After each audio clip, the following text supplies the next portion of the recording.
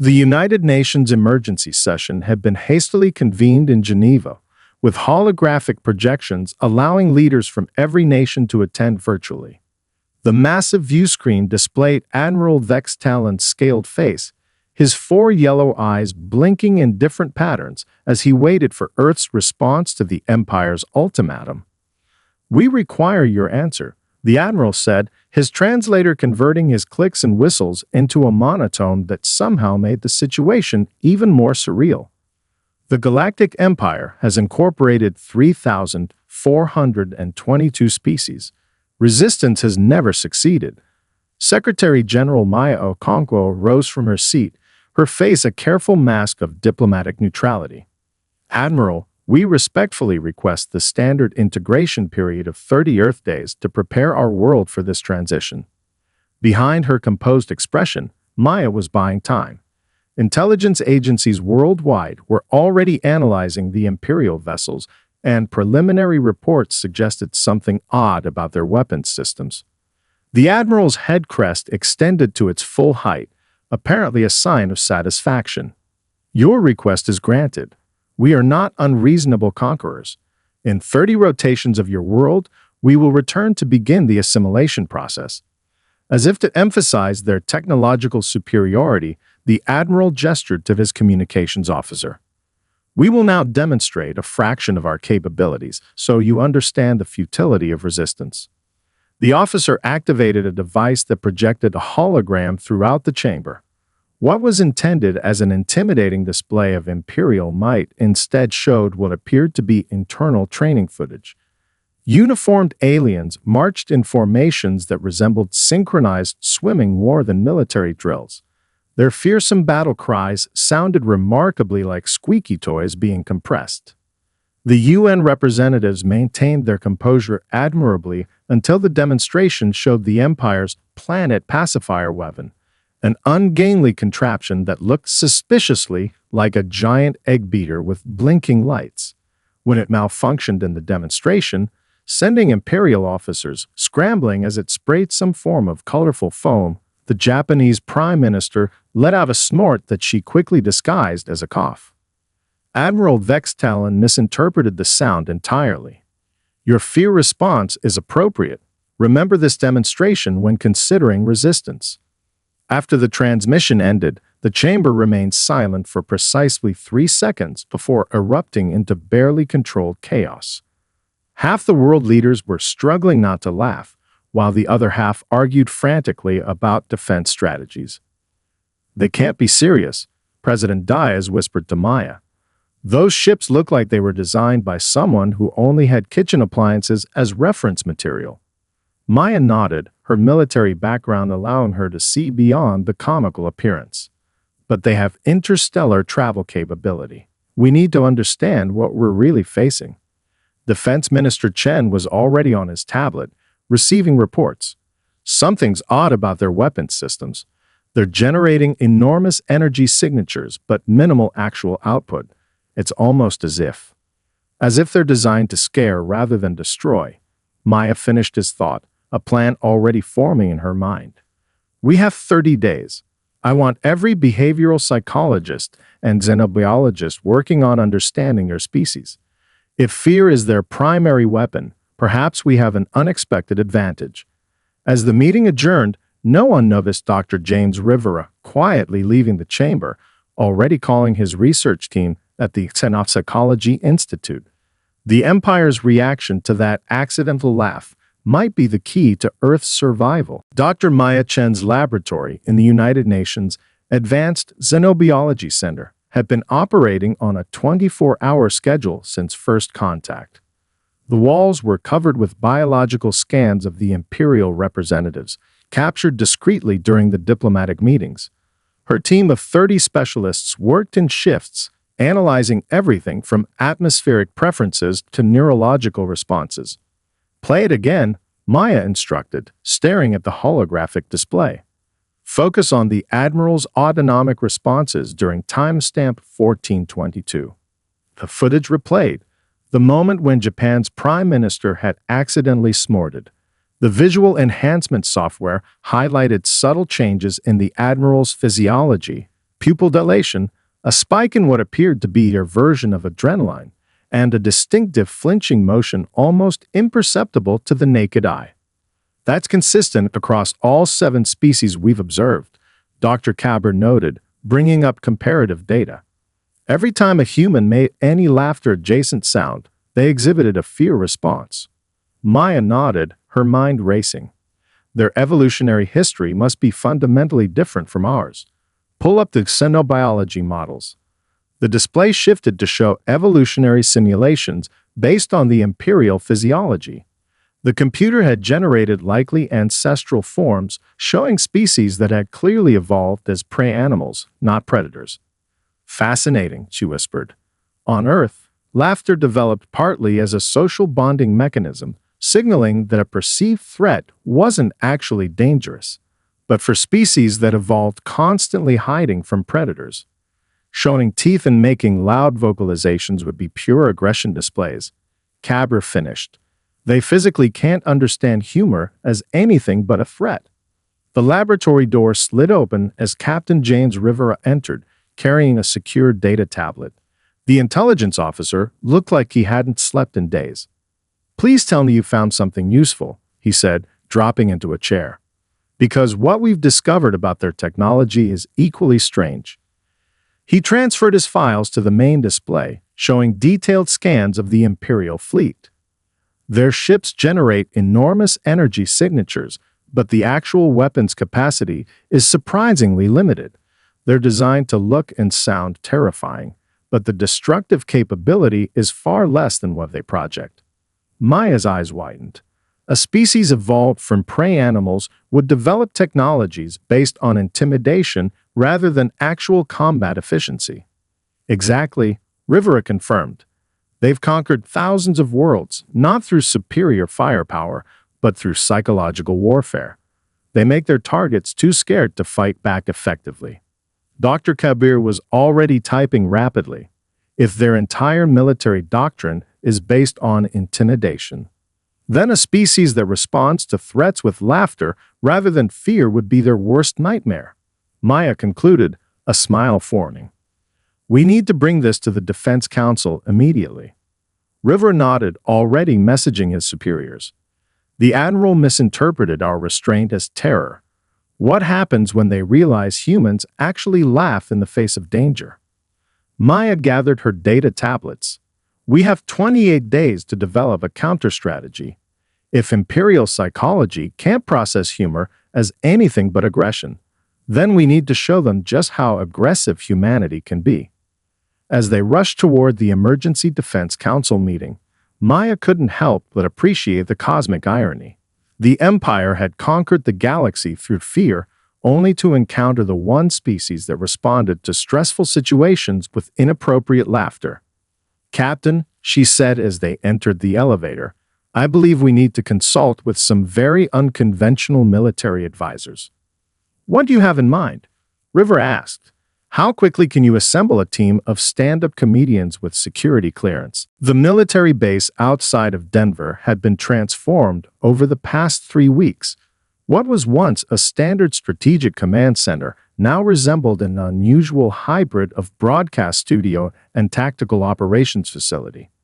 Engineers made final adjustments to massive directional sound projectors, while comedians consulted with special forces teams on timing and delivery. Colonel Sarah Martinez surveyed the controlled chaos from her command post. "Are the orbital amplifiers in position?" she asked her technical officer. "All 7 satellites are deployed and functioning at optimal capacity, Colonel," he confirmed. "Sound projection range will cover the entire approaching fleet." The radar technician raised her hand. "Imperial vessels entering synchronous orbit, ma'am. First wave of dropships deploying in approximately 12 minutes. Martinez nodded and activated the facility-wide communication system. "Operation Mirth Strike commences in 10 minutes. All personnel to final positions." In the main soundstage, comedian Damon Reynolds adjusted his microphone, surrounded by a live audience of 200 military personnel specifically selected for their infectious laughs. The behavioral psychologists had determined that authentic human laughter would be far more effective than recordings. Remember, Dr. Chen reminded him through his earpiece, "We need genuine, sustained laughter. Start with your strongest material." Across North America, similar setups have been established, creating a continental network of laughter projection points. The strategy was simple but untested. Rather than conventional weapons, they would project the sound of human amusement directly at the Imperial forces. Dropships entering atmosphere, the radar officer announced. 36 vessels on approach vectors to major population centers. Colonel Martinez took a deep breath. Commence Operation Mirth Strike. All projection units activate now. Damon stepped up to the microphone as cameras captured both his performance and the audience reaction. "So, I was watching those alien ships land yesterday," he began, his voice now broadcasting toward the approaching Imperial fleet, "and I couldn't help but notice they look exactly like my grandmother's collection of decorative salad tongs." The audience erupted in genuine laughter, the sound amplified and directed skyward through the massive projection system. Across the continent, similar performances began simultaneously, creating a wave of human amusement targeted precisely at the invading forces. The effect was immediate and unprecedented. The lead dropship suddenly veered off course, its pilot's panicked communications picked up by Earth's monitoring systems. Through the translation software, they could hear the alien equivalent of "under sonic attack. Retreat. Retreat." Martinez watched in astonishment as the tactical display showed dropship after dropship breaking formation, some nearly colliding in their chaotic withdrawal. "It's actually working," she whispered. The specialized sensors developed by Dr. Chen's team measured neurological disruption patterns throughout the Imperial fleet. "Their command structure is breaking down," a science officer reported. "Biometric readings show widespread panic responses." A cheer went up from the control room staff as the last dropship reversed course, fleeing back toward the safety of the Imperial carriers in orbit. Martinez activated the secure link to United Nations headquarters. Mirth strike successful. First wave completely repelled with 0 casualties on either side. On the main screen, they could see the Imperial fleet regrouping at a greater distance from Earth than before, clearly reassessing their approach. "They'll be back," Martinez said to Dr. Chen, who had joined her at the command console. "They'll adapt their tactics." Chen nodded, already reviewing the sensor data. "And so will we. Now we know exactly which frequencies and patterns cause maximum disruption." She allowed herself a small smile. For the first time in their history, the Empire has retreated without firing a shot. "All because humans can't stop laughing," Martinez replied, finally allowing herself to join in the celebration around her. The neutral meeting location had been carefully negotiated, a temporary space station positioned between Earth's moon and the Imperial fleet's defensive perimeter. Inside the station's central chamber, environmental controls created a compromise atmosphere that both species could tolerate for short periods. President Elena Diaz adjusted her breathing mask and observed the Imperial delegation entering from the opposite airlock. Admiral Vex Talon led the group, his posture notably more rigid than during their first encounter. The failed first wave of the invasion had clearly affected his standing among his peers. "We acknowledge your request for dialogue," the Admiral began, his translator converting his clicks and whistles into flat, emotionless English. "Explain your sonic warfare technology immediately." Diaz had been extensively coached by Dr. Chen on how to proceed. "What you experienced was not a weapon, Admiral. It was laughter, a natural human response to situations we find amusing or absurd." The translator struggled momentarily with the concept, eventually rendering laughter as voluntary threat display. This mistranslation actually helped illustrate the fundamental cultural disconnect. "You willingly activate threat displays among your own kind." The Admiral's 4 eyes blinked in asynchronous patterns of confusion. "For what strategic purpose?" Dr. Rivera, standing beside the President, carefully opened a sealed container. "With your permission, we've brought cultural examples that may help clarify." Inside were data crystals containing carefully selected comedy performances, translated and annotated for alien comprehension. The psychology team had spent days selecting material that might bridge the vast psychological divide between species. These are recordings of humor, what you call voluntary threat displays, that humans share for enjoyment and social bonding, Rivera explained. A younger Imperial officer named Kexlorith stepped forward. Her head crest slightly extended in what they have learned indicated curiosity. I request permission to examine these artifacts, Admiral. Vextelon hesitated, clearly uncomfortable with the entire concept. Proceed with caution. Use isolation protocols. While the senior officers maintained their distance, Kexlorith and two junior scientists began reviewing the material on a protected display. Their initial reactions were precisely what Dr. Chen had predicted: physical recoiling and stress postures. But something unexpected happened as they continued watching. The youngest officer, after initially flinching at each burst of human laughter, gradually showed signs of fascination rather than fear. The physiological response bears similarity to our communal awareness rituals, he whispered to Kexlorith, careful not to let the Admiral overhear. President Diaz watched this interaction with cautious optimism. Admiral, we propose a cultural exchange initiative as an alternative to conflict. Our species clearly have much to learn about each other. The Admiral's posture remained rigid. The Empire does not negotiate with.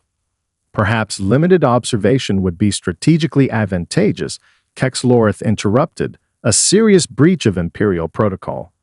Understanding their sonic capabilities would benefit our military assessment. The Admiral's head crest flattened in disapproval, but the damage was done. Several other junior officers were now showing signs of interest rather than fear as they observed the human delegation. A temporary observation period is acceptable, the Admiral finally conceded, clearly attempting to maintain authority. Select personnel will document human cultural patterns for tactical analysis. As the meeting concluded, Dr. Rivera whispered to President Diaz, "Did you see that? The younger ones are already becoming curious rather than frightened." Diaz nodded slightly. And curiosity is exactly what we need to cultivate. Phase 2 of our strategy begins now. What neither human nor Imperial officer noticed was Kexlorith discreetly copying one of the comedy recordings before returning the originals. Within days, it would be circulating through the Imperial fleet's junior officer quarters, sparking the first tremors of a cultural revolution. The Imperial cruiser Solemn Duty had become the unlikely epicenter of cultural transformation. In a repurposed maintenance bay, converted to maintain secrecy from the senior officers, 30 young Imperial crew members gathered in a tight circle. Their head crests were partially extended, a sign of nervous excitement that would have been grounds for disciplinary action just weeks earlier. Initiate security protocols, Sub-Commander, Kexlorith instructed as she sealed the compartment doors. The gathered officers performed quick scans for surveillance devices before activating jammers. At the center of their circle sat an unauthorized translation device connected to a data crystal, a copy of what humans called a comedy special. These underground viewings had spread throughout the fleet over the past month, with junior officers risking their careers and standing to experience this forbidden human cultural phenomenon. Today we attempt the physical response ourselves, Kexlorith announced, causing a ripple of nervous posturing among the group. The human cultural attaches have provided guidance on the physiological process. On a nearby Imperial world, a similar revolution was unfolding in scientific circles. Dr. Zex Merritt, a neurophysiologist specializing in evolutionary biology, had been studying human laughter in secret. His findings had just been compiled into a report too controversial to submit through official channels. The human vocal response shows remarkable similarity to our ancestors' seasonal joy expressions. He explained to his small team of trusted colleagues. The historical records from before Imperial standardization contain references to similar behaviors that were systematically suppressed during our early expansion period. He displayed brain scans comparing human neurological responses during laughter with ancient imperial ceremonial practices that had been abandoned thousands of years ago. The biochemical release pattern is nearly identical, a young researcher noted with wonder. Our species once experienced something similar during community gatherings. Back on the Solon duty, Kex Lorth played a carefully selected comedy clip featuring physical humor that transcended language barriers. As the human on screen slipped on a banana peel, she consciously suppressed her instinctive fear response and instead attempted the human vocal pattern they have been practicing. The sound that emerged was awkward, a strained clicking that bore only passing resemblance to human laughter. But it was revolutionary nonetheless. Another officer joined in, then another, until the maintenance bay filled with the alien approximation of chuckles. The physical sensation is unexpected, one officer observed, touching his throat with surprise, a release of tension rather than an increase. The practice session was interrupted by an urgent alert on Kex Lorth's communication device. "Attention all officers," came the stern voice of Fleet Commander Dex Talon. "Reports of unauthorized cultural contamination have reached high command. All personnel are ordered to report any instances of human behavioral mimicry immediately." The group fell silent, tension replacing their moment of exploration. "They're afraid," Kex Lorth realized aloud. "Not of humans, but of what we might become if we understand them." On Earth, Dr. Chen reviewed the latest intelligence reports with growing optimism. Encrypted communications intercepted from the Imperial fleet showed a significant increase in references to human cultural practices, particularly among junior officers and scientific personnel. "The Cultural Revolution is happening faster than we predicted," she told the United Nations Security Council. "What began as a defensive strategy has become something much more profound, a reconnection with emotional expressions their species had suppressed for millennia." President Diaz studied the data carefully, and the traditionalist faction. "Growing increasingly desperate," Chen replied, "which makes them more dangerous in the short term, but less sustainable in the long run."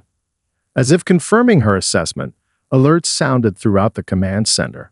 The Imperial fleet was splitting into two distinct formations. Solemnity Station hung against the backdrop of a crimson nebula, its imposing architecture reflecting the Empire's aesthetic preferences for intimidating angles and oversized proportions. The massive space installation served as both military headquarters and cultural symbol, a monument to the Empire's unwavering devotion to order and hierarchy. Commander Sophia Okafor observed the station from the bridge of the Earth vessel Mirth, one of 3 human ships invited to join the progressive Imperial faction. A tense alliance had formed out of necessity after the Imperial fleet divided between traditionalists and those embracing cultural reform. Progressive forces have secured the lower quadrants, but are meeting heavy resistance near the Central Command hub, reported Lieutenant Chen, monitoring communications from their Imperial allies. Traditionalists have barricaded themselves in the ancestral chambers. Okafor studied the tactical display. 6 weeks of specialized training had prepared her team for this moment, but theory was always different from practice. Status of Operation Punchline. Infiltration team reports they've reached Access Point Charlie, awaiting your command to proceed. Within the station, a mixed team of human special forces and progressive Imperial officers moved silently through maintenance corridors. Captain Miguel Santos led the group, carrying specialized equipment developed specifically for this mission. Their objective wasn't destruction but transformation, a psychological operation designed to end the conflict with minimal casualties. "We've located the primary communication node," Santos whispered into his secure comm link. "Security is heavier than expected. 4 traditionalist guards with sonic disruptors." Back on the Mirth, Okafor made her decision. Execute Phase 1. Authorized use of preliminary humor tactics. Santos nodded to Specialist Jackson, who activated a small device that emitted a precisely calibrated sound, human children laughing. The effect on the unprepared guards was immediate. Their head crests flattened in alarm as they raised their weapons, disoriented by what their instincts interpreted as a predatory threat. In that moment of confusion, Imperial Lieutenant Lex Vora stepped forward, her own head crest partially extended in the new expression progressive Imperials had developed, a deliberate display of emotional openness that traditionalists found deeply unsettling. "Brothers, the ancestral ways are not what you have been told," she said in their native language, making the specific clicking sounds that had been forbidden in military contexts. "Our ancestors knew joy before the conquest doctrines." Two of the guards hesitated, their postures showing confusion. The other two maintained aggressive stances. Now Santos whispered. Jackson activated the second device, projecting a hologram of Imperial historical records that Dr. Zex Merritt had uncovered. Ancient footage showing Imperial ancestors engaging in communal celebration rituals that included vocalizations remarkably similar to laughter. One guard lowered his weapon. These records were destroyed by Imperial mandate. Yet they survived, Lex Vora replied. As did we. As did our capacity for joy. The standoff dissolved as three guards stepped aside, their resistance broken not by force but by revelation. The fourth attempted to sound an alarm, but was quickly subdued with a non-lethal stunner. Santos' team moved quickly to the communication hub, where they began installing the specialized translation software that would rebroadcast the ancient Imperial records throughout the station, accompanied by carefully selected examples of human humor calibrated for Imperial psychology. "First note secured," Santos reported. "Beginning broadcast in 3 minutes." On the mirth, Commander Okafor allowed herself a small smile. "Prepare for Phase 2. We may face our strongest resistance once the broadcasts begin." As if on cue, alarms blared across all channels as traditionalist forces realized what was happening. The battle for Serenity Station, and perhaps for the soul of the Empire itself, had truly begun. The New Zealand facility sprawled across the verdant hillside, its architecture blending Earth and Imperial design elements into something entirely new. Crystalline domes housed atmospheric regulation systems that created distinct environmental zones, allowing representatives from dozens of species to coexist comfortably without protective gear. Dr. Maya Chen walked alongside Ambassador Kex Lorith, now the official diplomatic representative of the reformed Imperial Governance Council, as they observed the particularly promising training session.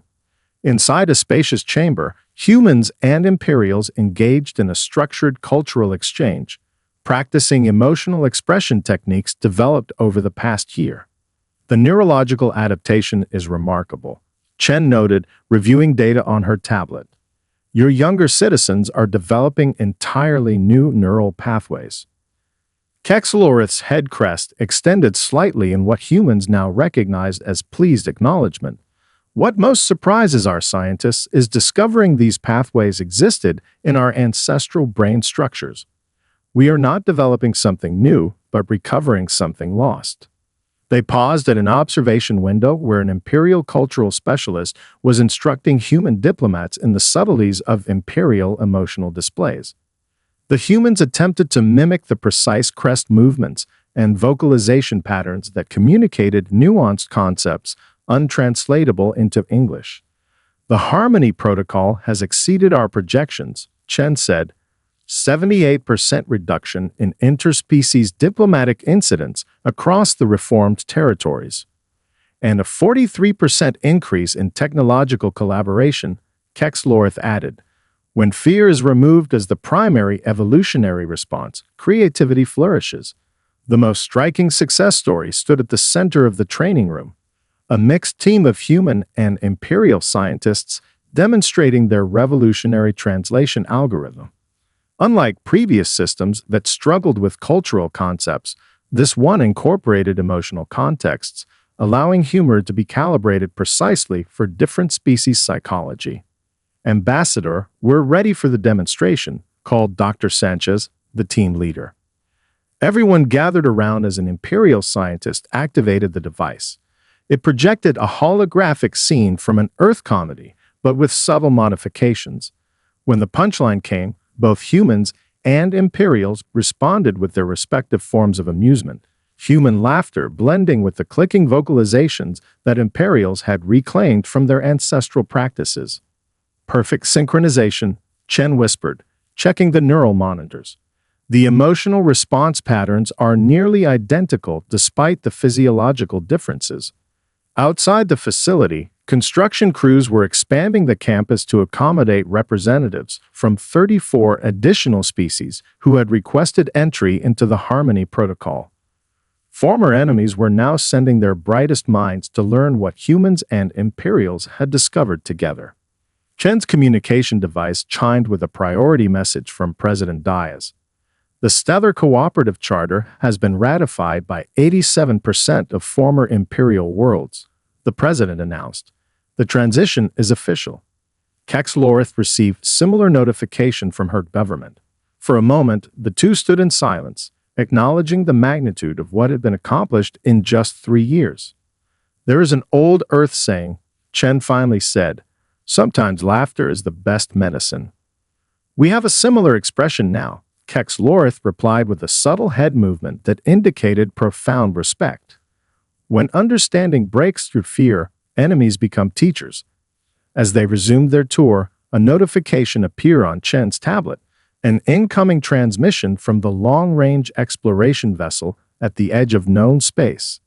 The message was flagged urgent, containing preliminary data on a newly discovered species with communication patterns unlike anything previously encountered. It seems our work is just beginning, Chen remarked, opening the file to discover humanity's next great challenge. The observation deck of the exploration vessel Harmony offered a spectacular view of the crystalline structures that dominated the surface of Vibra Prime. Commander James Rivera, son of Captain Rivera, who had helped decode Imperial psychology a decade earlier, stood transfixed by the alien landscape. Beside him, Chief Sinolinguist Sora Chen adjusted the specialized equipment developed specifically for this mission. Any response to our latest transmission? Rivera asked, not taking his eyes off the slowly pulsing crystal formations below. Nothing we can interpret as communication, Sora replied. Their vibrational patterns changed, but the translation algorithms can't determine if it's a response or just natural activity. The newly discovered Vibranians presented humanity and the Stellar Cooperative with their greatest challenge yet. Unlike all previously encountered species, they showed no visible emotional expressions, no discernible language patterns, and no reaction to any standard communication protocols. Their crystalline bodies remained still and seemingly unresponsive despite weeks of careful attempts at contact. The Council is getting impatient, Rivera sighed. Some representatives are already suggesting we classify the planet as non-sentient and move on. That would be a mistake, came the voice of Ambassador Kex Lorith as she entered the observation deck. The former Imperial officer had specifically requested assignment to this mission, bringing her unique perspective on cross-species communication. We're approaching this from our perspective, not theirs. She moved to the viewport, her head crest extending slightly in contemplation. Before humans taught us to laugh again, we Imperials missed much of what was happening around us. Our fear-based psychology limited our perceptions. Rivera nodded, understanding immediately. We need to expand our definition of communication itself. In the science lab one deck below, Dr. Maya Chen worked with a team of physicists to analyze the crystalline structures. Now in her 60s and serving as special advisor to the Stellar Cooperative, she had devoted her career to understanding alien psychology. These microscopic patterns, she said, pointing to the holographic display, they're not random. There's a mathematical progression here that suggests organized thought. Her younger colleague, Dr. Patel, looked up from his instruments, but it's operating at frequencies we can't naturally perceive. No wonder our communication attempts failed. A sudden realization lit up Chen's face. It's not that they don't have emotions. They express them through vibrational resonance beyond our sensory range. Within hours, the team had recalibrated their equipment to detect and visualize the full spectrum of vibrational patterns emanating from the crystal structures. What they discovered left them speechless. Complex, beautiful patterns of resonance that changed and evolved like living symphonies. "They're not just communicating," Sora whispered as she studied the visualization. "They're constantly expressing emotions through these vibrations." Ambassador Kexloret's crest extended fully in what humans now recognized as profound wonder. "They've been communicating with us all along. We simply couldn't hear them." The breakthrough came when Rivera suggested a radical approach, translating human laughter into the vibrational patterns now known to represent Vibranian emotional expression. Using the advanced algorithms developed during the Harmony Protocol, they created a vibrational joke based on mathematical patterns the Vibranians seemed to favor. The response was immediate and unmistakable. The crystal formations pulsed with new intensity, generating complex vibrational patterns that the translation system interpreted as something remarkably similar to joy. 10 years ago, we taught the Empire to laugh again," Chen said quietly. "Now we've found a species that's been laughing in its own way all along." As the first successful communication session continued, Rivera sent a message to Stellar Cooperative Headquarters. First contact established through shared emotional expression. The universal language of joy transcends biological forms once again.